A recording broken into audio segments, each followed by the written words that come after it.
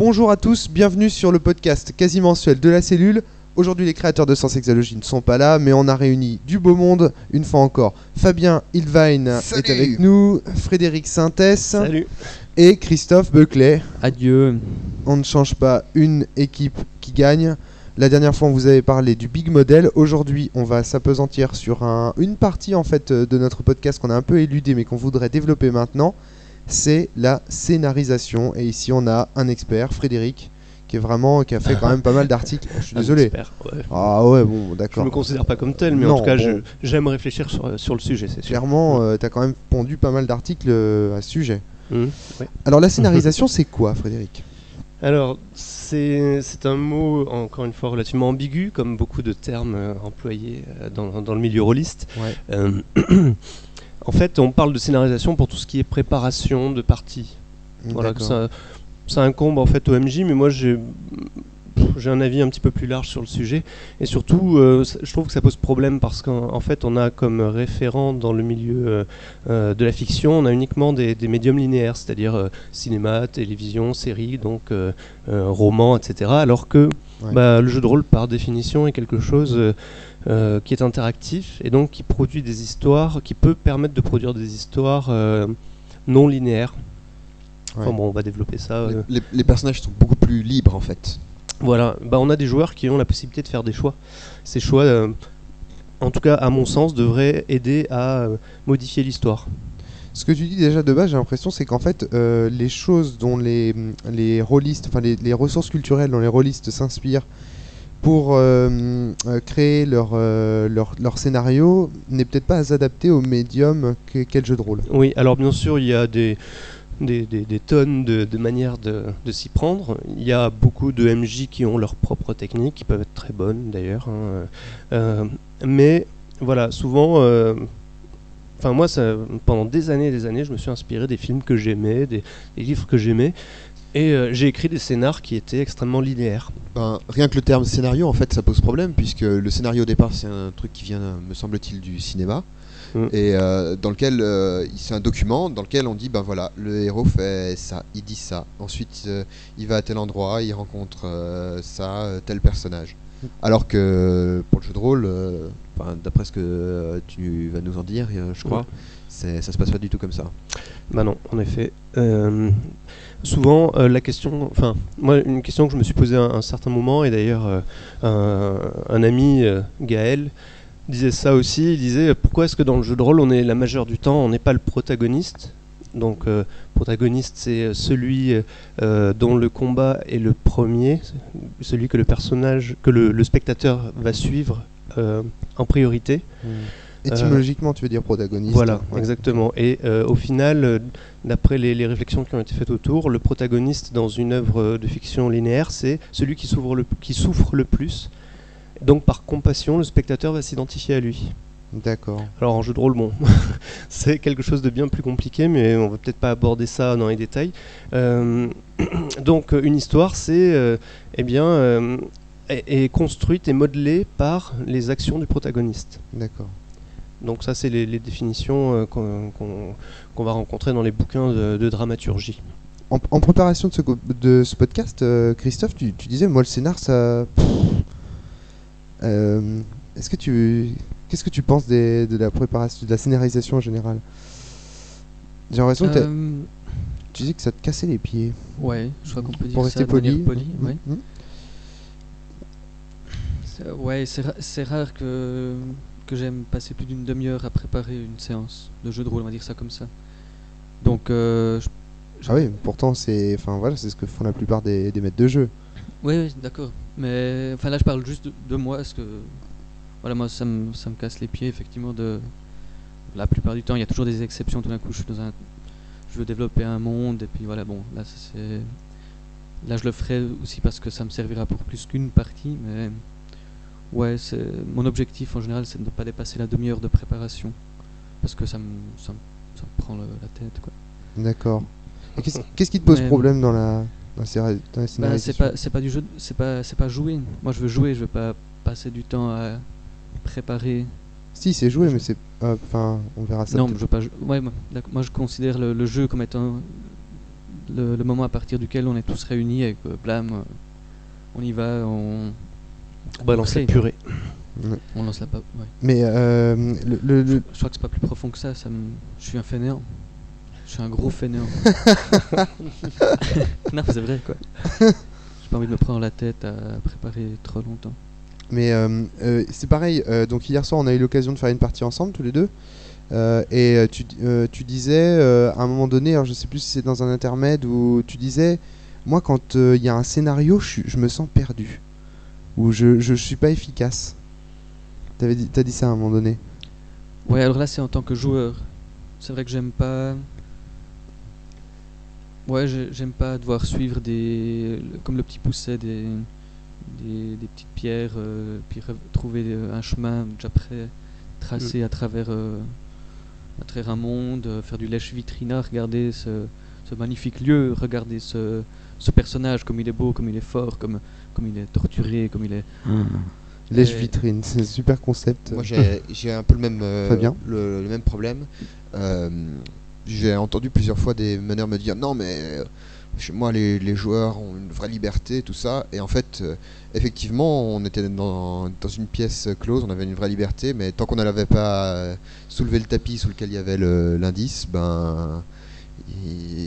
voilà, on pouvait tourner en rond à l'infini, il n'y a rien qui avançait. Voilà, finalement, à quoi bon être libre de créer des choses qui n'ont aucune importance en fait. Voilà.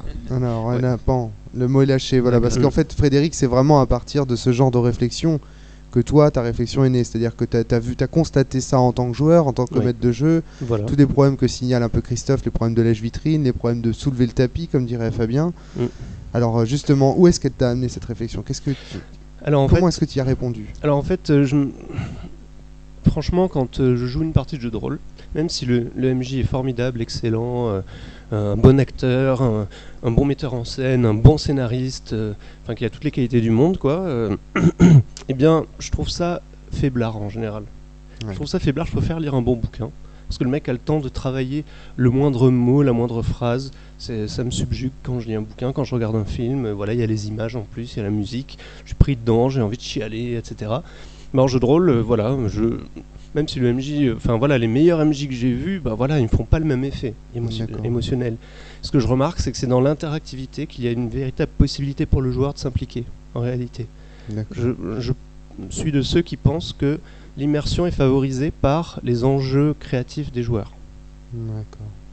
Donc, plus les joueurs vont être amenés à créer, et plus leur immersion sera grande. Voilà, alors quand je dis créer, c'est à la fois avoir la possibilité des fois d'inventer des éléments. Ça peut être leur personnage, inventer leur personnage bien entendu, mais ça peut être aussi parfois être amené à inventer des morceaux d'univers. Ça peut très bien être, j'ai des pouvoirs de création, je crée un château. Si quelqu'un explore le château, c'est moi qui vais décrire ce qu'il y a dedans. Ça peut être des choses comme ça. D'accord. En fait, j'aime bien parler de potentialité. Alors, définir ce mot en premier lieu, la potentialité, c'est ce qui existe en puissance. Ça veut dire ce qui n'existe pas encore, mais qui va pouvoir se développer sans qu'on sache forcément à l'avance ce que ça va être. Vieille distinction d'Aristote, là. Tu sors les vieux dossiers, là. En acte et en puissance chez Aristote. Donc, en acte, ça signifie ce qui est actuellement le cas, ce que tu fais en ce moment, et en puissance, c'est quel est ton potentiel, qu'est-ce que tu peux faire. Tout à fait. Et donc c'est de là d'où tu tires cette... Pas d'Aristote, non, mais de mes expériences rôlistes. D'accord. Donc en fait, la manière dont tu vas traiter ça, c'est un petit peu un scénario, c'est un catalogue de ce qui est en puissance, c'est ça ?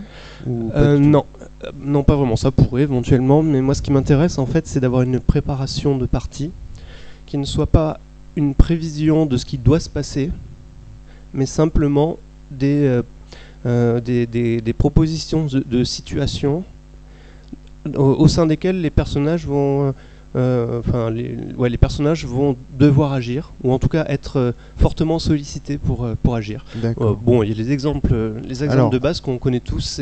Avant de rentrer dans les exemples de base, Fabien, tu voulais intervenir tout à l'heure. Moi justement, les exemples de base me plaisent bien parce que j'avais envie que tu nous parles de quelque chose un peu plus concret. C'est quoi un scénario ? Approche un petit peu le micro. C'est quoi un scénario C'est quoi un scénario dans lequel il y a les potentialités sont épanouies et sont mises en avant. Alors avant d'entrer peut-être dans les distinctions que tu as découvertes, Fred, et que tu essayes de mettre en place, il y a quelque chose qu'on trouve un petit peu à droite à gauche sur différents forums, c'est la distinction entre le scénario toboggan et le scénario bac à sable. Est-ce que tu vas est-ce que tu pourrais d'abord toucher deux mots de ces deux distinctions qui existent communément avant de rentrer dans tes spécialités? Alors moi c'est vrai que la première fois que j'ai entendu parler de ces distinctions, c'était par le monde du jeu vidéo. D'accord. Donc un créateur qui disait il y a deux types de scénarios, deux types de jeux vidéo, le jeu vidéo toboggan et le jeu vidéo bac à sable. Le jeu vidéo toboggan, tout simplement, bon, on va l'adapter directement au jeu de rôle, ce sera plus simple. Ouais. Quand c'est toboggan, ça veut dire que finalement l'histoire est propulsée, voire souvent prévue à l'avance en fait. Le scénario, du coup c'est plus un scénario. La préparation bac à sable, ça signifie on met en place un certain nombre d'éléments dans un espace et on laisse les joueurs se déplacer à l'intérieur de ce lieu et de découvrir les choses par ses propres déplacements, ses propres actes, ses propres choix. Alors typiquement par exemple dans le milieu du jeu vidéo, parce que les rôlistes connaissent quand même massivement le milieu du jeu vidéo, Final Fantasy XIII par exemple, le nouveau Final Fantasy développé récemment par Squaresoft, c'est donc Square Enix, c'est donc un toboggan clairement. Même certaines personnes parlent de couloir, c'est-à-dire qu'on défile, mais bon, c'est ce qui est valable au début du jeu, mais apparemment ça se développe un peu plus vers la fin. Alors qu'un scénario bac à sable, ce serait plutôt GTA. Voilà, exactement, ou Morrowind, ou Oblivion. Morrowind ou Oblivion, effectivement. Ou Sims, non? Tous les Sims, c'est du bac à sable à fond. Attention, les Sims, c'est un délire de jeu très particulier. C'est ce qu'on appelle du God Game, donc c'est encore autre chose. Voilà, parce que c'est vrai que le bac à sable, on va l'employer plutôt à partir du moment où il y a une aventure. Voilà, il y a quand même quelque chose qui se passe. Alors que dans les Sims, c'est plus tu contemples en fait les conséquences de tes choix en tant que dieu en fait. D'accord, c'est bien d'avoir fait la distinction. Ouais. Quel est le rapport avec le jeu de rôle là? Je suis un peu perdu avec les liens avec le... Ça marche, c'est-à-dire en fait Final Fantasy XIII, c'est un scénario toboggan dans la mesure où ton personnage, donc en fait quand tu appuies sur avant sur ta manette, ton personnage se déplace dans des décors, puis il y a des démos. J'entends bien. Ah, t'entends bien? C'est quoi alors le rapport avec notre discussion de scénarisation rôliste. C'est-à-dire qu'en fait la scénarisation rôliste, on entend souvent sur les forums, il y a deux types de scénarios. On peut écrire des scénarios toboggan et des scénarios bac à sable. Puis c'est vrai ça Alors non, je pense qu'en réalité il y en a beaucoup plus, mais ça donne déjà des extrêmes. Voilà, donc par exemple le scénario linéaire, on va avoir donc un certain degré de mainmise du maître du jeu sur le déroulement de l'histoire qui peut être des fois extrême. Moi-même ça m'est arrivé, voilà, quand j'écrivais des scénarios qui pouvaient faire des fois 50 pages, ça m'arrivait des fois de prévoir chaque événement. Vraiment en fait de construire une histoire en me disant les joueurs vont vivre l'histoire que je leur prépare. Et je me suis heurté à beaucoup de problèmes en réalité parce que à partir du moment où une autorité décide pour les joueurs, pas de problème. Ils suivent ce qu'on leur demande. C'est le principe de soumission à l'autorité, si on peut parler de ça. C'est on est ensemble pour jouer une histoire. Moi, je vous propose quelque chose. Les joueurs disent on accepte de jouer ce que tu nous proposes. Donc, on va accepter que tu prévois ce qui va se passer pour nous. On est spectateurs et puis de temps en temps, on a quand même un petit peu d'emprise sur l'histoire, mais c'est léger. Et le problème, c'est que à partir du moment où j'ai eu envie de créer des fois du mélodrame ou des choses comme ça dans mes histoires, ça marchait plus. Ça marchait plus. Comment je pouvais déterminer que le personnage d'un joueur allait tomber amoureux? C'est complètement débile. Alors j'essayais de mettre des situations où finalement il se passait un peu de séduction et donc il pouvait éventuellement saisir la perche, mais si ça saisissait pas la perche, tout ce que je prévoyais en lien avec ça, ça passait à la trappe, quoi. D'accord. Et c'est souvent le problème même en fait de penser en termes de scénarisation, donc je dirais en reliant le travail de préparation que va faire le maître de jeu ou le créateur du scénar que va utiliser le maître de jeu, c'est que si on prévoit, si on écrit ce qui doit se passer dans la partie comme on pourrait écrire un film, on va avoir tendance à réfléchir en termes d'imbrication de tout ce qui est présenté. Donc par exemple, scène 2, il va y avoir un personnage qui va entrer en scène, qui au départ va avoir peut-être peu d'importance pour l'histoire, et ce personnage en fait il va devoir par exemple s'approcher d'un DPJ pour lui glisser quelque chose dans la poche, et cette chose dans la poche plus tard ça va revenir, et il va y avoir d'autres choses qu'on va planter à des endroits qui vont être liés aux scènes d'avant et aux scènes d'après. Donc si le joueur n'a pas envie de faire quelque chose que le joueur dont le maître de jeu a absolument besoin, et ben ça va le mettre en difficulté pour amener son histoire à terme. D'accord, très bien.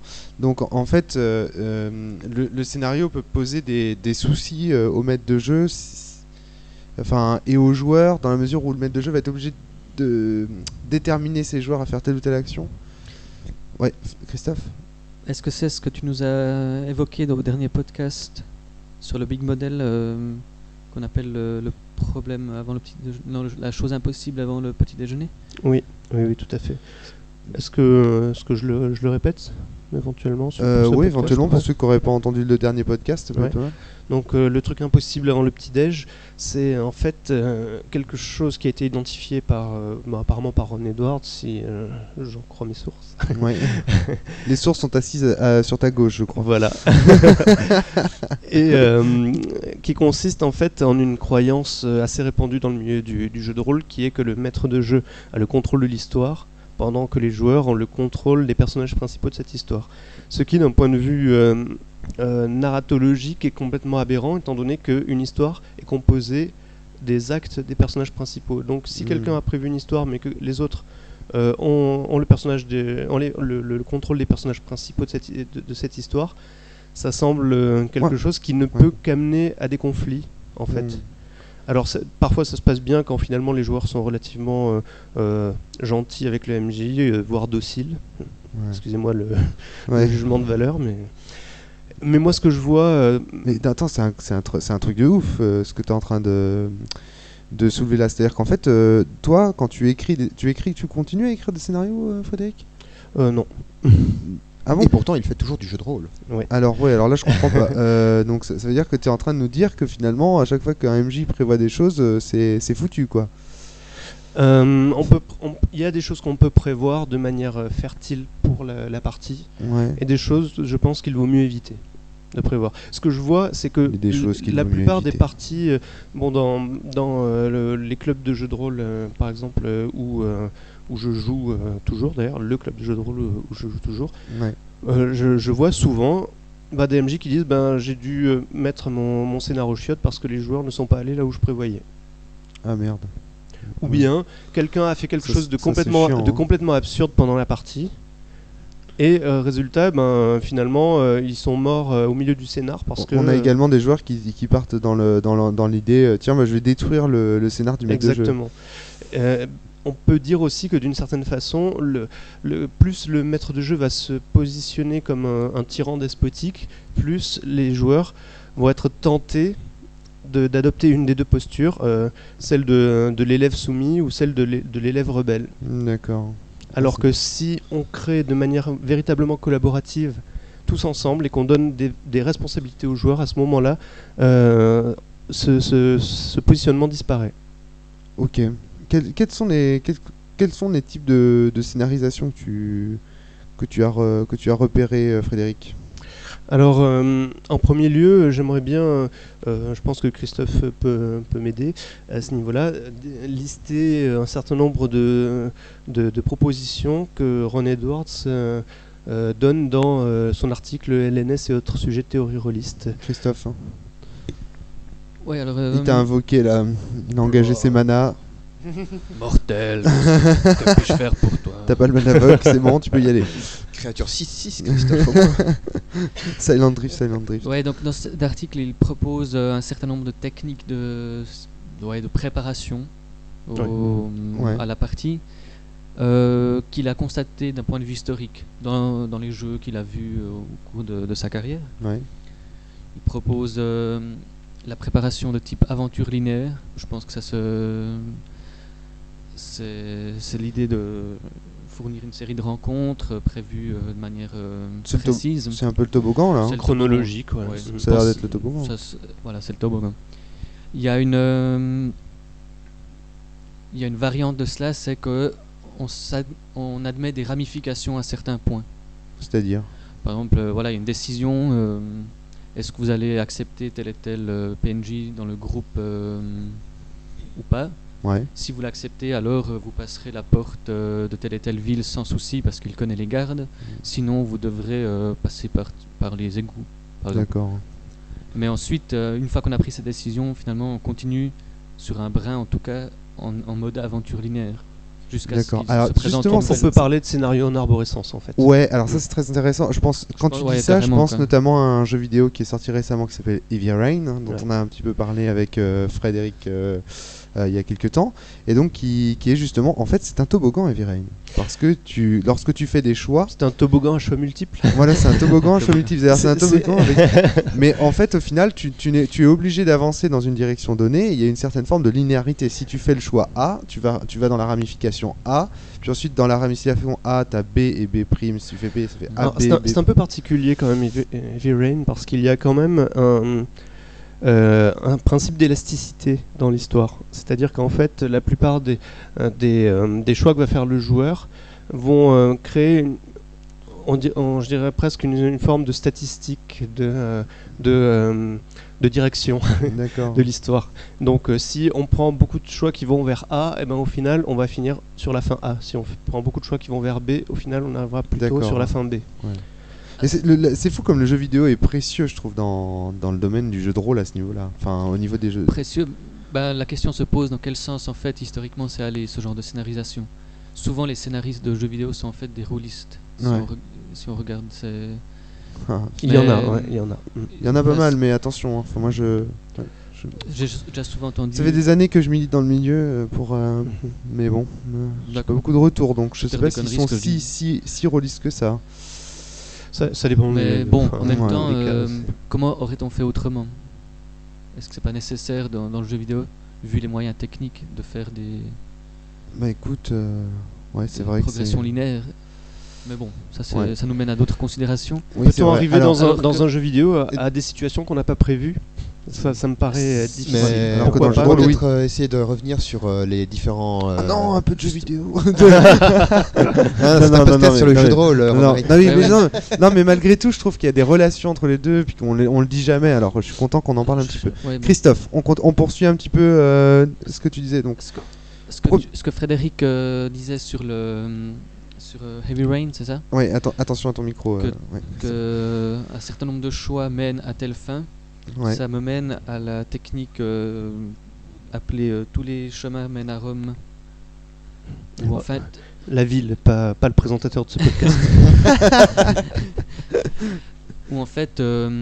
on donne une situation de départ, on laisse les joueurs faire ce qu'ils veulent, Ouais. et le maître de jeu s'arrange d'une manière ou d'une autre à arriver à une scène culminante, à ce qu'il a la grosse révélation ou la grosse baston de fin, et peu importe en fait ce qu'on fait entre deux. Comme la partie d'hier. Ce qui ne veut pas dire que le chemin qu'on a mené n'influence pas la fin, mais finalement que la fin est quelque part prévue, et que la question est comment on y arrive. D'accord. Ça a des avantages déjà, cette façon de faire. C'est qu'en réalité, ça peut souvent fonctionner comme un bac à sable, mais c'est pas forcément nécessaire. Mais avant ce point final, Ouais. eh bien les joueurs sont Ils sont finalement totalement libres en fait. Voilà, Ils totalement peuvent partir libres, dans toutes les directions, mais mm. à un moment donné, il se passera quelque chose qui fait qu'ils seront tous Tout à fait. redirigés vers. Et dans l'idéal, le maître de jeu incorpore ce qui s'est produit pendant l'histoire dans cette fin. Alors, tous les chemins mènent à Rome, ça sous-entend l'idée que cet événement n'arriverait qu'à la fin finalement du scénario. Ouais, c'est vrai que c'est pas obligatoire, ça peut être des successions de... De tous les chemins mènent à Rome. C'est des Voilà. successions de Rome, quoi. Oui, tout à fait. D'accord. Les successions de Rome, ça devient aventure linéaire finalement. Est-ce que c'est pas un Oui. truc? Est-ce qu'on appelle c'est pas ça un scénario en chapelet pour aider à visualiser? Oui, enfin moi j'appelle ça... comme Alors, ça, c'est toi qui as posé ce concept ou tu l'as chopé chez quelqu'un d'autre, Fred? Le scénario en chapelet? Non, en fait j'avais fait des schémas que j'avais appelé schéma d'évolutivité narrative. Alors désolé pour les Oh là termes là un peu... là là. Oh le mec, comment il se la pète. Ah, mais c'est un tel. Oh là là. En même temps, Narrativiste. dans ces milieux, on a que ces mots-là en fait. Potentialité, virtualité, évolutivité, etc. Donc, si on veut pouvoir parler la langue française sans inventer de nouveaux mots, au bout d'un moment, on parle avec des termes un peu complexes, quoi. C'est forcément. Donc, l'évolutivité narrative, c'est la question de qui décide du début de l'histoire. Comment est-ce que cette histoire peut évoluer et qui décide de la fin. D'accord. À partir de ce moment-là, on se retrouve avec des schémas.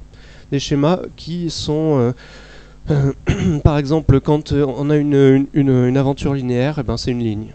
C'est une ligne parce qu'au départ, le départ est prévu par le MJ, il n'y a qu'un point de départ possible. L'histoire est prévue par le MJ, il n'y en a qu'une possible. Donc là, les gens sont vraiment spectateurs, quoi. Oui. En fait. Oui, voilà. Et souvent, les choix qu'on leur donne dans ces cas de figure sont un peu illusoires. D'accord. Oh. Ou alors c'est juste pour faire joli, genre j'ai le droit de choisir le nom de mon personnage. Voilà, j'ai le droit de jouer un personnage bouffon, un personnage sérieux, ou un personnage qui ressemble à Han Solo, ou à Luke Skywalker. Christophe. Est-ce que ça épaissit pas la ligne justement entre les deux points prévus par le scénario? Alors, dans le sens où que je fasse un roleplay comique avec Fabien ou un roleplay tragique, grave, où je révèle mon âme torturée, etc. Ouais. Est-ce que ça épaissit pas cette ligne que tu conçois? Ça pourrait. Je pense que ça pourrait si on considère finalement que les actes qui amènent véritablement l'histoire à son devenir non, c'est incompréhensible. Bon. Si les conséquences finalement des actes des personnages construisent véritablement l'histoire, à ce moment-là. Non, parce qu'après ça peut se resserrer, je veux dire. Entre les deux points prévus. Oui, mais si finalement les espaces de créativité que les joueurs peuvent occuper n'apportent rien à l'histoire, je suis pas sûr. Enfin, pour moi, ça épaissit pas véritablement la ligne. D'accord. Ce qui est important, c'est que les choix des joueurs puissent transformer l'histoire. Dans ces schémas en tout cas, hein. Et puis pour moi de manière générale aussi. Il faudra mettre un lien là vers tes schémas, je pense. Je pose la question parce que je ne vois pas la différence entre chapelet et linéaire finalement. Parce que on passe par des nœuds. Alors si je vais définir ce que j'entends par chapelet, c'est qu'en fait si il y a des bouts d'histoire prévus, et puis par moment en fait on peut laisser une certaine créativité aux joueurs. Si sur la façon dont ils vont arriver par exemple. Je prends un exemple tout con. Soit tu décides que à un moment donné tu vas croiser un personnage dans le bar de telle ville. Par exemple Open Your Cat au pôle sud par exemple, c'est un bar dans ce sens. Tu décides que ce personnage là tu vas le rencontrer dans ce bar là à 10h30. Là c'est linéaire parce que de toute façon forcément tu vas amener les joueurs à être là à 10h30 dans ce bar là. Par contre si tu décides qu'ils vont rencontrer ce personnage là mais pas forcément dans le bar là, du coup c'est plus du chapelet parce que les actions des joueurs, mettons ils décident de se barrer, d'aller loin d'ici, de toute façon ils vont le rencontrer mais à un autre endroit, tu vois, ça va, ça Fred comme ouais, moi ça me je vois pas en quoi c'est fondamentalement pertinent parce que finalement ils sont obligés de le rencontrer. Ouais, mais c'est plus linéaire. Qui s'épaissit et puis qui se referme sur la rencontre. Oui, c'est ça, c'est un chapelet. C'est pour ça que c'est un chapelet. Ah oui, d'accord, oui. Après il y a la forme du chapelet. Il y a d'autres façons en fait d'imaginer l'évolution de l'histoire. Ça peut très bien être une situation initiale qui entraîne en fait qui prend en compte les conséquences des choix des joueurs de manière imbriquée les unes aux autres. Je pense qu'on la retrouvera dans la liste des... Alors, reprenons un peu notre liste de Ron Edwards. Oui, alors, si on suit sur la généalogie à partir de tous les chemins mènent à Rome... Approche un peu le micro, juste encore un petit peu. Voilà. On aurait la continuité intuitive. Ça, continuité intuitive. Oh là là, oui, disons Ron Edwards. En fait, c'est le MJ qui, intuitivement, à partir de ce que les joueurs proposent dès le début, les intérêts qu'ils manifestent, ce que leurs personnages font, des objectifs, qu'ils décident eux-mêmes, créer des crises ou des points d'intérêt en improvisation en fait pour les personnages. Ah, d'accord. Donc c'est Et en fait, ce qui change de tous les chemins mènent à Rome, c'est que finalement, à la fin peut être ouverte à ce moment-là. Ouais. Puisqu'il crée Mais bon, selon comment on a... C'est excellent comment j'ai des exemples qui me viennent de parties qui me viennent en tête à chaque fois que tu lis un truc. Vas-y, n'hésite pas. Non, c'est trop dur à expliquer, mais globalement, des MJ par exemple, souvent qui nous disent bah ouais, non, par contre, j'aurais besoin de vos persos pour écrire le scénar parce que je sais pas ce que vous allez vouloir faire. Donc j'attends que vos persos soient créés de façon avant d'écrire le scénar. Là, j'ai l'impression que la continuité narrative, c'est quand même plus de l'impro. Continuité intuitive. Intuitive, pardon, oui. Non, mais c'est ça. Je pense que c'est une grande partie mais d'impro. tu prends en compte l'objectif de tes futurs joueurs ou des joueurs pour écrire le scénar. Par exemple, typiquement, à la fin, dans ce genre de cas de figure, j'imagine qu'il va y avoir des gros débriefings. À la fin du scénar, le maître de jeu va demander à ses joueurs bon, alors, qu'est-ce que vous comptez faire après avoir fait ça? Parce que moi, j'en ai besoin pour écrire mon scénar demain. Ça va être un petit peu ça, non? Alors, et plus moi, il y a quelque chose qui m'intéresse davantage dans cette technique de préparation. Ouais. En réalité, c'est que ça offre, déjà dans la création de personnages, finalement, on peut placer des sortes de petites graines qui vont germer, qui vont pousser, donner des choses qui peuvent être relativement inattendues. L'exemple type, c'est l'objectif. Un personnage qui a un objectif, c'est un personnage finalement dont on saura finalement toujours improviser les réactions. Surtout si en plus on connaît les motivations par rapport à cet objectif. Ouais. C'est-à-dire par exemple, je veux assassiner la reine. Pourquoi ? Parce que je suis jaloux de ses histoires d'amour, adultère, etc. Ou peu importe les motivations, il peut y en avoir plein. Face à ce genre de choses, surtout si on peut avoir aussi un univers un petit peu créé avec un peu de matière, des PNJ, des lieux, etc. Je pense que dans ces cas de figure, l'improvisation peut être assez facile. Ça peut mener d'ailleurs à d'autres techniques après qui permettent de la faciliter encore plus, d'ajouter des rebondissements, des choses comme ça. Tu poursuis, Christophe? Ouais, je veux bien. C'est génial, ça rythme en fait la discussion du coup et c'est intéressant. Donc une autre manière de retrouver cette préparation à partir des personnages, c'est ce que Ron appelle la maîtrise par bang.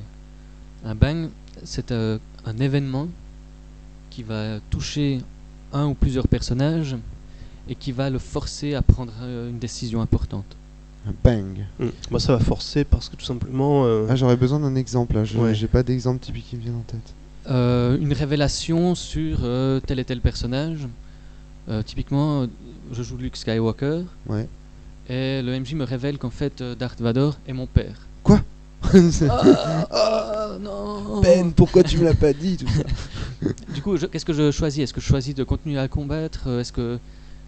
Si oui, comment est-ce que je voudrais toujours le tuer ou est-ce que je voudrais peut-être l'emprisonner? Ouais. Est-ce que je chercherais à comprendre ses choix qui l'ont mené à devenir Darth Vader? Est-ce que après cette révélation, je ne peux pas ne pas prendre une décision quelque part. Oui, d'accord. Je dois faire quelque chose par rapport à ça. Et ça, ce sont des choses qu'un MJ peut préparer à l'avance. Toute une série de bangs comme ça, de bam, vas-y, prends une décision. Ouais. Et au fur et à mesure de la partie, selon que cela se révèle être pertinent ou pas, il pourra les insérer et les envoyer à la gueule des personnages. Ron parle même d'une cartouchière comme ça que le MJ porterait et que tac, il sort bang, il balance. Et puis il se peut très bien qu'à la fin de la partie, en fait, il n'ait pas utilisé toutes ses cartouches. Il les utilise un peu selon aussi après les choix. Est-ce que deux personnages J'aimerais te poser une question personnelle, Christophe. Est-ce que Innommable, c'est pas un jeu typiquement comme ça? Non. Quelque part. Je ne pense non, pas. c'est un petit peu différent. Parce que je crée la situation. Pour nos auditeurs, Christophe a créé un jeu de rôle qui s'appelle Innommable, qui est un espèce de Cthulhu, d'horreur métaphysique et psychologique.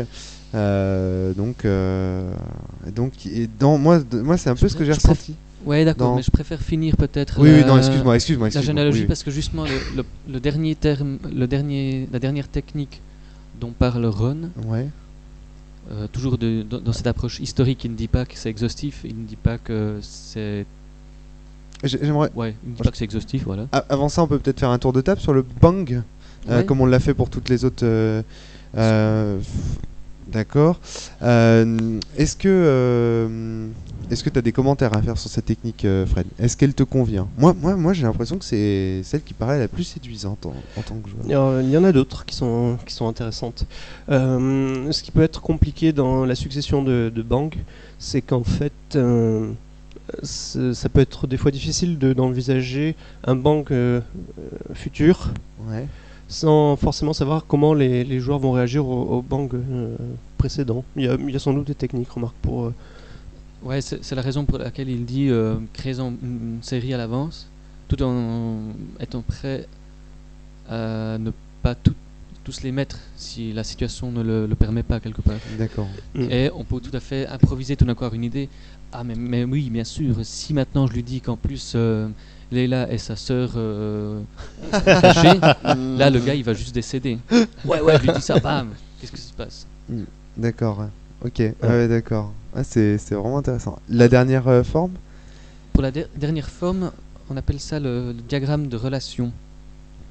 Ici, le maître de jeu va préparer au préalable un réseau de PNJ essentiellement qui interagissent d'une certaine manière. Par exemple, des liens de famille, des liens romantiques, des liens d'affaires, De conflits. de pouvoir, de conflits. Ouais. Hop, il prépare ça, c'est une situation initiale, et puis après, hop, allez, les PJ, allez vous balader Allez vous là-dedans. amuser. Ça, c'est puis- très proche du bac à sable. Hein. C'est une manière de concevoir le bac à sable, j'imagine. Ouais. Ouais. Ouais. Tout à fait. Et donc, selon quel PJ va voir quel PNJ, il y aura une certaine interaction entre ceux-ci. Alors, est-ce que ça va avoir une répercussion sur les liens entre les PNJ ensuite? Typiquement, s'il décide d'aider un PNJ à reconquérir son trône, parce qu'il a été usurpé. D'accord. Et à partir de là, le maître de jeu, finalement, lui ne fait rien d'autre que de jouer ses PNJ quasiment à la manière de Donc, ouais. PJ. C'est une genre de... là, on est dans une espèce de simulation en fait où en fait il y a plein d'autres PJ autour des PJ qui ont aussi leurs objectifs Voilà. et puis en fait Et alors, moi j'ai une question par rapport à ça. Est-ce que c'est pas trop lourd à gérer en fait? Enfin, quand je me le représente, un truc comme ça, je sens qu'à préparer. ça dépend de ton à faire univers. jouer, Ça dépend de ton univers. Ça dépend aussi de combien de personnages non joueurs tu mets dans ce diagramme. D'accord. Et t'en mettrais. C'est clair que si Ouais. tu en mets une centaine, tu t'en sortiras jamais. Oui, mais même, Genre, même typiquement 5, dans Dogs in the Vineyard dans lequel tu te balades dans un village, c'est un petit village. Dogs il y a- in the Vineyard, c'est exactement cela. Ouais. Non, mais c'est pour ça que je cite Ouais. ce jeu, c'est parce que Alors c'est quoi Dogs in the Vineyard? Dogs in the Vineyard, c'est un jeu, dans un premier temps, western. Ça se passe fin du 19e siècle dans le Utah, merci. j'ai l'impression qu'on dit ça à tous les podcasts. C'est vrai. Hein. On joue en fait des membres d'une communauté qui ressemble fortement à la communauté des Mormons à l'époque, Ok. bien que là c'est une fiction, donc il y a une certaine prise de distance, qui en fait propose comme rite de passage à l'âge adulte à des jeunes qui veulent s'y engager de subir une formation religieuse qui est ensuite de partir en mission, passer de Pas village que en religieuse village. d'ailleurs. Ouais, religieuse et Et ils apprennent à tirer à l'arme à feu. toutes sortes de choses. Ouais. Flingué Bon, c'est ouais. au nom de Dieu. Et effectivement, ils passent de village Je en vous botte le village, cul. et dans chaque village, ils vont rétablir la situation selon les préceptes de leur religion. Ouais. La Alors, un subtilité rôle de du jeu. juge des mœurs en fait. C'est une politique enfin c'est une brigade des mœurs en fait les chiens de Dieu. Ouais, carrément. Et en fait, ce qui est marrant, c'est que la religion telle que présentée dans la base n'offre pas de solution à Ouais. une situation donnée. Ouais. Tout ça dépend de l'interprétation des personnages Excellent. et donc des joueurs derrière. Et le maître de jeu, lui, doit préparer. Chaque village constitue une aventure. Et en fait, il a une progression de péché, D'accord. du plus anodin au plus compliqué, enfin Ouais. plus obscur. Fierté, orgueil, péché. Voilà. Et donc, mais ce qui est intéressant, c'est qu'en fait, il y a une préparation des relations qu'entretiennent les différents persos entre eux. C'est exactement ça, le diagramme de relation en Le fait. diagramme de relation. Qui est structuré lui par degré de péché, qui victimise qui finalement, et à quoi cela mène. souvent il y aura une escalade. Par fierté, je te méprise et toi, tu es fâché, donc tu vas essayer de me voler quelque chose, par exemple. Ou ça peut aller jusqu'au meurtre ou bien à des fausses pratiques religieuses, etc. Ouais. J'aimerais donner un petit exemple tout simple de comment on peut construire donc ce genre de diagramme de relation. Je parle d'ailleurs souvent de Canva. En fait, c'est à la fin. Toi, dans tes théories, simplement, tu Canva. Voilà, le Canva, c'est simplement prendre une feuille. C'est ça, c'est ce. Pas tout à fait. Le Canva, c'est juste prendre une feuille. Ouais. Je note les noms des PNJ. Ouais. Éventuellement, si j'ai besoin des fois de lieux, de trucs comme ça, je peux les noter aussi sur ce Canva. Tu fais un et je fais des liens. Tu notes en vrac en fait le nom des PNJ. Voilà, et je les relie par des traits. Par exemple, machin et la sœur de bidule, je mets un trait entre les deux. Je peux noter sœur d'ailleurs, s'il y a une flèche, frère et sœur. Machin veut tuer bidule, hop, je fais une flèche entre machin et bidule et j'écris veut tuer.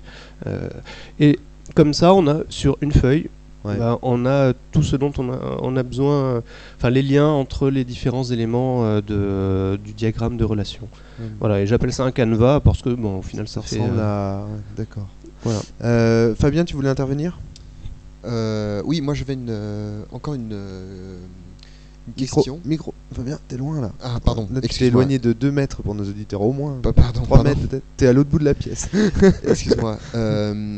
Oui, j'avais une question par rapport à la. Justement.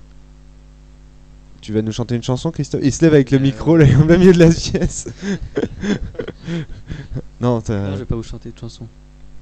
Non, non, ma question c'est comment quand on fait un scénario où il y a beaucoup d'impro, comme ce que les 3 dernières formes grosso modo que vous venez de présenter, je crois que d'après ce que vous m'avez dit, c'est pas il faut pas que ce soit uniquement dû à la capacité d'impro de la personne meneur de jeu. C'est-à-dire qu'il faut qu'il existe aussi des outils pour aider à l'improvisation et que c'est pas uniquement un don du ciel. Je suis un grand improvisateur. Alors voilà, le jeu peut vous aider. Tu as tout à fait raison. Je vais prendre l'exemple de 2 systèmes relativement légers. Le premier, ça va être le système basique, donc de Chaosium que quasiment tout le monde connaît. Pourcentage. Voilà, et le deuxième c'est The Pool, donc dont on a déjà parlé d'ailleurs dans les podcasts précédents. Ça aussi, tu l'as déjà fait cette blague-là. Je sais, mais je l'adore. J'entends The Pool, c'est. Donc, si on utilise le système basique, qu'est-ce qui va se produire ? On va faire des jets de dés pour tester les réussites ou les échecs des actions. À partir du moment où, généralement, le maître de jeu estime que les actions en question ne peuvent rater. Voilà. Donc après ça varie en fonction des maîtres de jeu. Certains vont estimer qu'il ne faut tester que les actions véritablement difficiles. D'autres vont faire un jet de dés pour vérifier si on rate pas son crumble aux prunes. Un fumble pour un crumble. Dans The Pool, chose importante, on ne teste que on ne fait des jets de dés que s'il y a un conflit autour d'un enjeu. Donc on parle de but, je crois, dans les règles. Ouais, je sais plus. Ouais. Donc ça signifie que si je veux taper quelqu'un d'un coup de poing, il n'y a pas forcément besoin de faire de jet de dés. Par contre, si je veux véritablement le mettre hors d'état de nuire, dans ce cas, là, on va avoir un véritable enjeu. Un enjeu, c'est quoi ? C'est qu'il y a quelque chose qui peut être gagné ou perdu.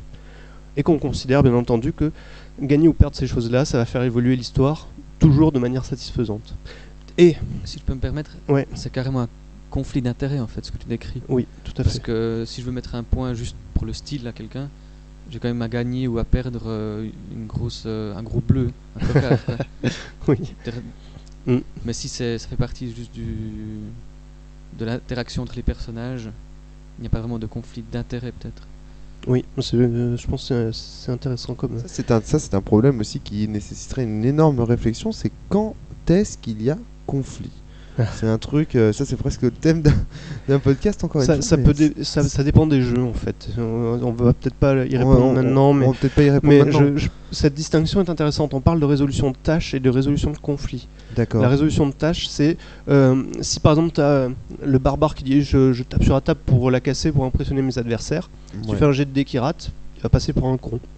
Dans un jeu comme The Pool, on va... Pourquoi il passe pour un con? Parce qu'il a pas réussi à... Parce qu'il s'est fait mal, il a tapé sur la table. Finalement, bon, bref. On voit jamais ça dans les films, sauf dans les films peut-être de... Parodique, ouais, les films débiles. Voilà. Mais... Ouais, récemment dans Watchmen, il y a une scène à mon avis. si jamais on statue sur le fait d'impressionner les adversaires, on peut très bien dire qu'il a quand même cassé la table, mais que les adversaires ne sont pas impressionnés. À ce moment-là, il passe pas pour un con. On a la possibilité de développer une histoire quand même, et on s'arrête pas sur des détails qui peuvent parfois rendre les personnages ridicules. Enfin, moi, j'ai vu un nombre de parties incroyables où les personnages étaient ridicules. Tout simplement parce qu'ils n'arrivaient pas à faire des actes qui, d'un point de vue de la logique de la fiction, devraient être tout à fait réalisables sans forcément lancer ça, c'est un échec de tâches. En fait. Oui, et puis parce que, un développement de ça, ce que je comprends d'après ce que tu dis, c'est que quand on est dans un développement par tâche, finalement, tout ce qu'on attend, on attend que le personnage réussisse. Parce que tant qu'il rate, l'action ne peut pas... D'autant plus si on est dans un scénario linéaire où on attend que ces joueurs soulèvent le tapis. Donc en fait on lance une fois, ça rate, voilà, le combat est un peu plus long, on relance. Tu relances.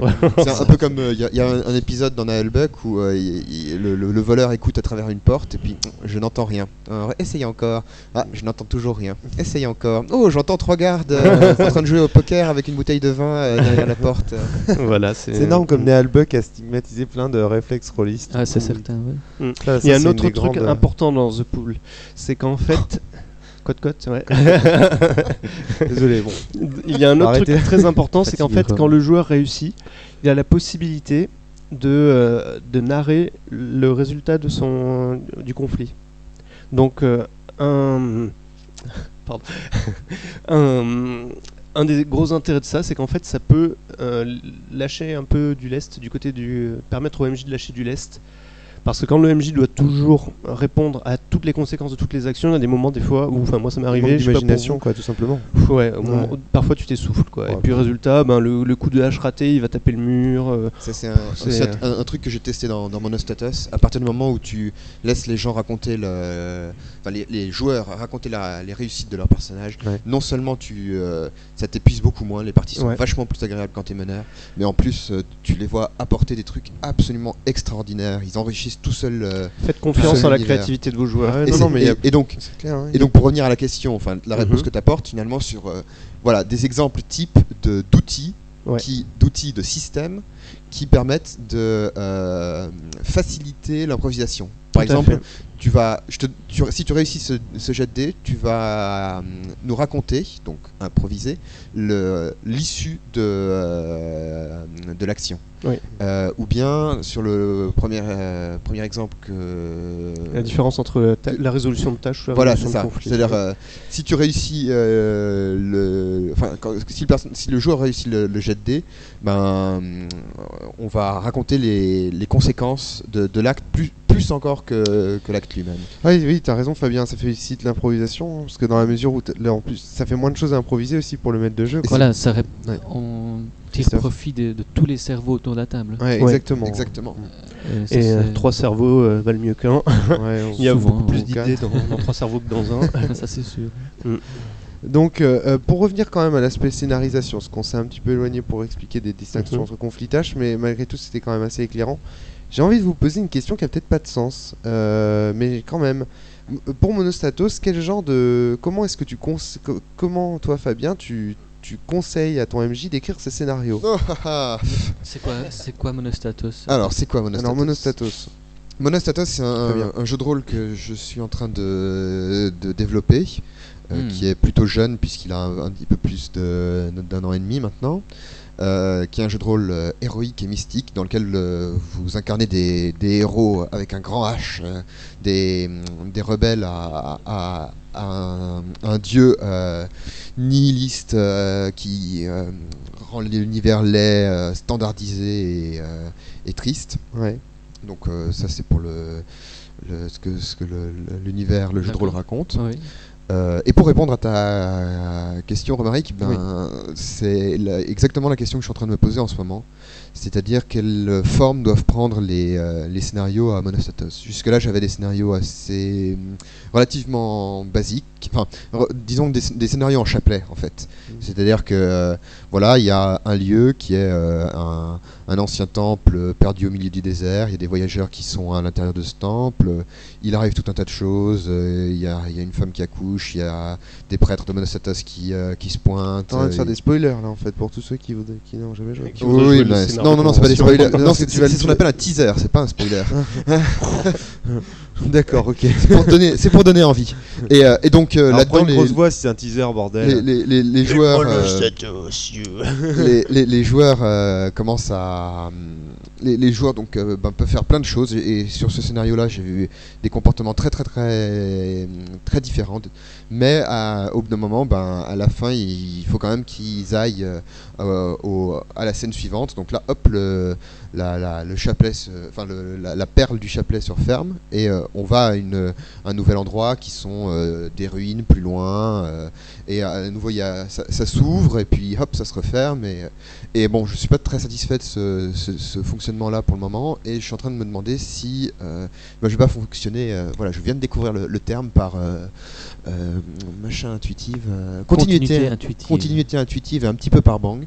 C'est-à-dire, comme les joueurs sont, comme les personnages sont des personnages qui ont des buts très marqués, qui ont une grande individualité, ça me semble tout à fait cohérent de dire, vous allez sûrement trouver d'excellentes raisons d'agir dans tel cadre. Et donc le meneur, en l'occurrence, va poser le cadre. Les joueurs vont décider de ce qu'ils font dans ce cadre, et il y aura plein de choses pour les inviter à l'action. Et puis de temps à autre, pour rendre leur recherche, les objectifs qui sont fixés un peu plus intéressants, pour leur mettre des défis, le meneur va envoyer des bangs pour pimenter l'histoire. Et donc le meneur est simplement l'accompagnateur des joueurs, et il leur permet d'améliorer encore l'histoire qu'ils construisent eux-mêmes. Alors Frédéric, j'ai envie de te poser une question qui va t'énerver. Vas-y, énerve-moi. Quel est le meilleur Quelle est la meilleure manière d'écrire tu vois, parmi toutes les non mais parce qu'on en a parlé de cette truc du meilleur, et donc j'ai envie qu'il s'énerve. Donc quelle est finalement, parmi celles que Christophe a présentées là, les différents types d'écriture de scénarios, enfin les différentes manières de préparer des scénars, quelle est la meilleure Bordel de merde. Voilà, je suis énervé. Pas vu. C'est effrayant de voir. Il vient de rejouer une scène de Nanarland en live en balançant un petit crayon minable à la tête. Bon, alors moi ce que je pense, c'est vraiment que ça dépend du jeu. Ça dépend de... Il n'y a pas de meilleur dans l'absolu, quoi. Voilà, alors il y a des moins bons quand même. Attention, il est en train de franchir. Je l'attendais là. Allez, vas-y. Donc je pense que les aventures linéaires, écrire un scénar en prévoyant les étapes à l'avance de manière chronologique, je pense que c'est pas une bonne solution, parce que ça contrarie tout simplement l'histoire de potentialité dont je parlais tout à l'heure, c'est-à-dire le fait que les joueurs puissent prendre part à l'histoire. Christophe, qu'est-ce qu'il y a ? Comment est-ce que tu prépares un donjon pour Donjons et Dragons, si ce n'est de cette manière-là ? Je ne prépare pas de donjon. Est-ce que tu sous-entends que c'est mal de jouer à Donjons et Dragons ? Non, c'est un plaisir particulier. Ce podcast devient narrativiste là, on commence à se poser des questions sur le bien et le mal. Non, je pense qu'il y a d'autres manières de jouer d'ailleurs ce genre d'histoire. Moi, ce que je ferais pour un donjon, c'est qu'en fait, je prévoirais... peut-être par exemple une description de l'entrée dans le lieu, et après je me démerderai pour qu'en fait la succession d'épreuves que vont affronter les joueurs ne soit pas forcément des espèces de labyrinthes avec des monstres placés à des endroits précis, etc. Essayer de construire le donjon comme une espèce d'épreuve gigantesque, avec des moments de pause, des choses comme ça. Non, mais là, je l'ai jamais fait. Tu nous crées un autre jeu. Je crée un autre jeu. Ce sur quoi je veux attirer l'attention, c'est que je pense que pour Donjons et Dragons, c'est tout à fait valable de créer une aventure, en tout cas linéaire, au moment où on est dans le donjon. D'accord. Parce que là, comme on expliquait dans l'autre podcast sur les démarches créatives, finalement, il nous faut des rencontres où on va blaster. pour pouvoir mettre en avant notre capacité à bien gérer les combats, à prendre des risques. Tiens, est-ce que je fais pas un coup où je m'expose, mais si je réussis on raccourcit le combat de 2 rounds parce que du coup je sauve des points de vie à mes compagnons, etc. Et là, je pense pas que ça entrave en vérité tellement la possibilité d'interagir dans cette démarche que d'avoir un scénario déjà préparé. D'accord. Ouais, la particularité du donjon, il faut faire attention à de quelle démarche on parle, qu'est-ce qu'on veut. C'est juste. Alors, Christophe, c'est ça que je veux. Tu voudrais continuer à répondre à la question? Ouais. Tu as dit quand même qu'il y en avait qui étaient moins pires que les autres. Oui, alors il y a une chose en fait, je pense qui peut être intéressante par rapport pour sauvegarder la potentialité, c'est qu'en fait, j'avais fait une petite échelle. J'imaginais donc en quatre Attention échelons. à vos micros, les gars, vous commencez. En 4 échelons. C'est-à-dire que l'échelon le plus haut, c'est les actes, les paroles, les pensées des personnages joueurs. Moi ça m'est arrivé, voilà, je l'avoue, ça m'est arrivé de prévoir que un personnage devait fuir devant un monstre, qu'il devait Frédéric Synthèse. Voilà. Des dirigistes. Bon, en même temps j'étais tous nos petits secrets. j'ai été MJ à l'âge de 13 ans, voilà, j'ai fait des conneries, des conneries de jeunesse, je n'assume pas. Allez, vous me ferez 3 patères et 2 Ave Maria. 3 pâtés et 2 averres. Arrêtez de stigmatiser. Voilà. Bref, Et donc l'échelon en dessous, c'est de prévoir la solution pour résoudre les problèmes. Ouais. C'est-à-dire que si on a si on prévoit à l'avance les solutions, ça pose quelque chose qui n'est pas forcément un problème, mais qui peut en être un, c'est que tant que les joueurs n'ont pas trouvé la solution, ils peuvent des fois tourner en rond pendant des heures. Voilà, ça m'est arrivé aussi. Donc là, je parle vraiment d'expérience personnelle. Peut-être que d'autres finalement ont trouvé des solutions pour éviter ces problèmes-là. L'étape en dessous, c'est de prévoir des lieux obligatoires, des lieux de passage obligatoires. Parce que finalement, si on dit c'est un huis clos, ça se joue dans le manoir de Monsieur Briand à Saint-Malo, bon, pas de problème. Par contre, si on dit il faut absolument aller à la montagne à l'est pour trouver l'Edelweiss dans la montagne, etc., on a tout simplement la possibilité que les joueurs passent complètement à côté, ne trouvent pas, ou n'aillent pas au bon endroit, ou décident de ne pas y aller tout simplement parce que ça les fait chier. Ouais. Voilà.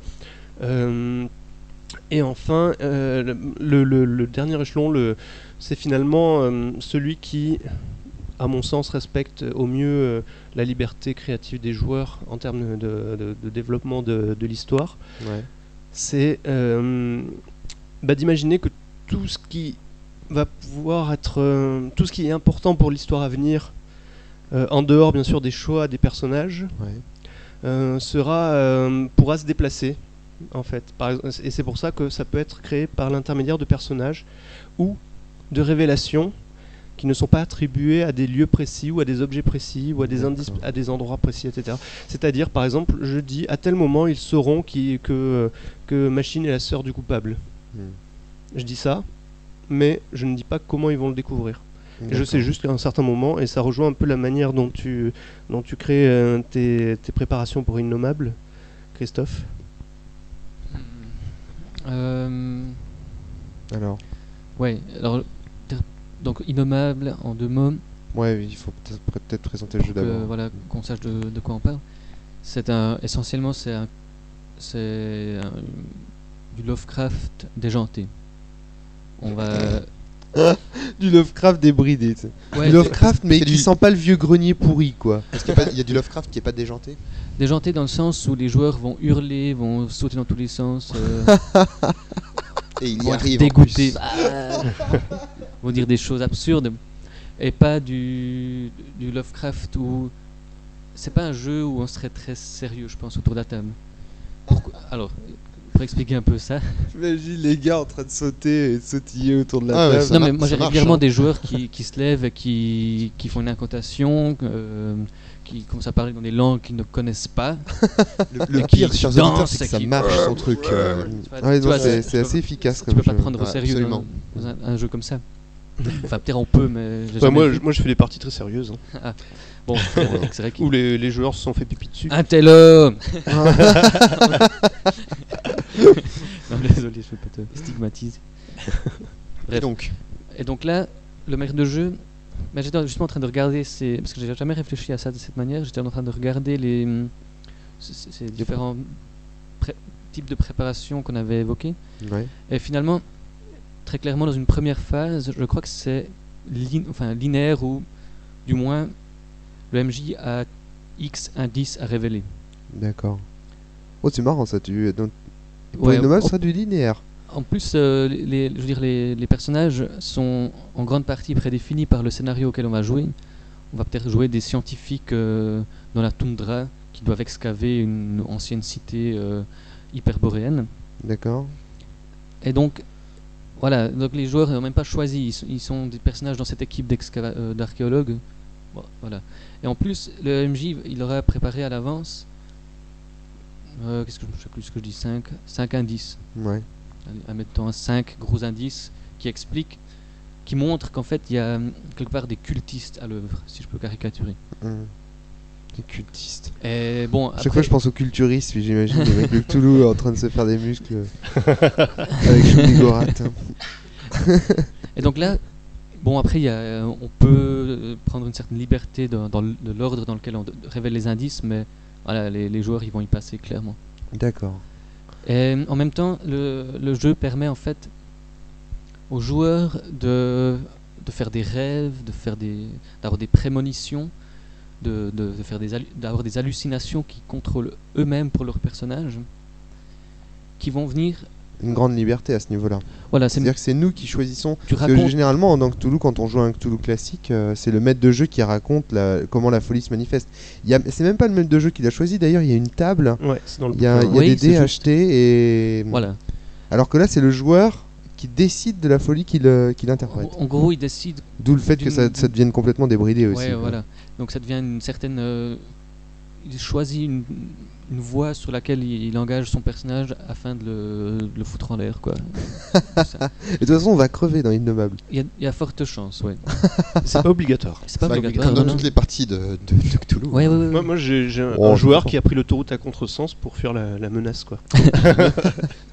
Et donc, à ce moment-là, je dis au MJ, prenez note de ce qu'ils disent, les joueurs. D'accord. Et là, ouais, bon, j'ai pas beaucoup réfléchi à ça. Il y a un très vague diagramme de relation dans le sens où il y a ces cultistes qui se tournent autour et qui sont en relation par rapport à une source maléfique. Si on reprend Truc de Lovecraft. l'exemple de Lovecraft, voilà, c'est des cultistes Ouais, de Yog-Sothoth, d'accord. par exemple. Donc, bon, c'est très très très minimaliste. Hein. Il y a éventuellement des victimes aussi un peu autour, des personnages secondaires. C'est pas très, mais c'est très peu prononcé.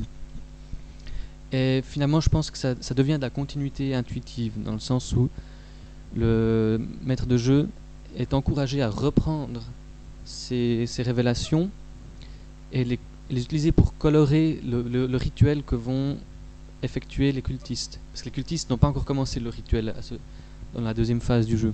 D'accord. Ils sont en train de se préparer et typiquement, l'idée c'est que les personnages joueurs leur tombent dessus en plein milieu du rituel.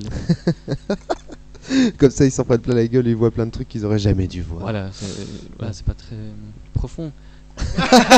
Au contraire, c'est pas très profond. Notez encore la référence subtile à Cthulhu. Il est trop fort. Il est très fort, ce Christophe. Bravo. Merci. Et donc à ce moment-là, il va colorer selon ce qu'ont apporté les joueurs. Et donc là, en fait, ça révèle les intérêts des joueurs, comme on disait, et il va les mener pour colorer la crise. Sachant aussi... Colorer la crise. Oui, En ce moment, on a un gouvernement qui essaye de faire ça. Et une Coupe du Monde qui arrive. En fait, très expliqué. Là, il y a un outil pour aider à l'improvisation, vaguement. C'est que le maître de jeu, quand il réutilise un élément, il a le droit d'augmenter la difficulté des actions en fait. Ouais, d'accord. Et là c'est une posture où le MJ est censé pourrir la face au personnage. Ouais, donc on est très agressif. Et donc je donne des incitations au MJ. Il faut le dire, Innommable c'est un jeu de rôle sadomasochiste. Ouais. Pardon, à tes souhaits Sadomasochiste. Sadomasochiste, d'accord. J'avais compris sodomologiste. Donc, du point de vue du sens, j'avais à peu près compris l'idée, si tu veux.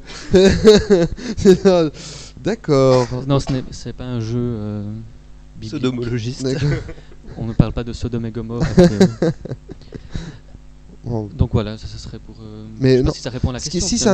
Si, parce que tu montres en fait les choix de manière d'écriture de scénario que tu fais, tu les montres en lien dans ce que tu viens de dire avec l'univers, l'ambiance que tu essayes d'implanter avec le jeu, pas le message, parce que je sais que Frédéric va me taper sur les doigts si je dis ça, mais disons l'idée globale que le jeu encourage à suivre et c'est assez intéressant. Et ce qui est très important pour rejoindre ce qu'on disait dans le précédent podcast sur le système est important, c'est que en l'occurrence le système conditionne et est conditionné par la forme d'écriture de scénario. C'est-à-dire que l'un et l'autre sont très très très très fortement liés. Et ça c'est vrai pour Innommable, mais en réalité c'est vrai pour beaucoup presque tous les autres jeux de rôle. En réalité, on ne peut pas faire l'un sans l'autre. Ouais, et donc par rapport à Innommable, c'était dans la version 7, je crois. Ce jeu est en développement pour les auditeurs. Oui, il est en développement. Et donc, moi j'avais écrit donc une. Il sera peut-être sorti quand le podcast paraîtra. La version 8 pourrait être disponible à l'heure où nous parlons. Ouais.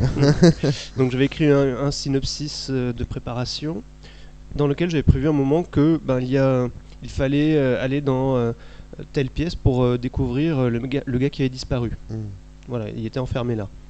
Problème, la première fois que je l'ai joué, cette partie, j'avais des joueurs qui tournaient autour et qui allaient jamais là-dedans. Et comme je m'étais préparé à cette description de la découverte du cadavre du gars qui a disparu et tout, j'avais un mal fou à me dire tout simplement fous-le ailleurs quoi. Comme les vieux travers sont alors que c'était tout con, et d'où l'importance en fait d'adapter sa préparation.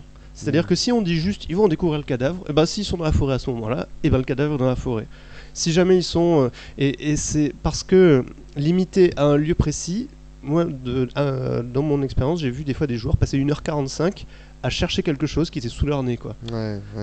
Et c'est tout con, et en plus comme en tant que MJ t'as qu'à dire il est ailleurs, allez je leur donne.